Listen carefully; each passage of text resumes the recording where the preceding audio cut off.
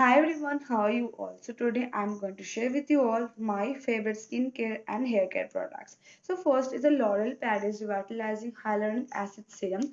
This is a must have because it gives you shine, intakes moisture, hydrates your skin. Second is the Nature4Nature's body lotion.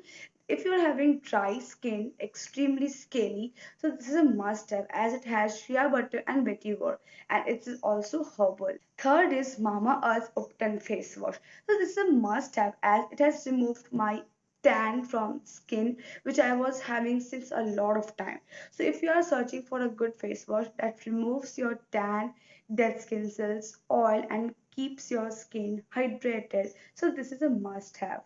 Fourth is the Mama Earth Onion Shampoo. So if you're having lot of hair falls and your hair is getting thinner, so this is a must have as it has onion and plant keratin that helps your hair to regrow its strength, gives protein that's keratin for your hairs and helps prevent hair loss. So I have suggested you four products that I am currently using and all of mine are favorites. So go check the details below in my description and comment below what are your results after using it.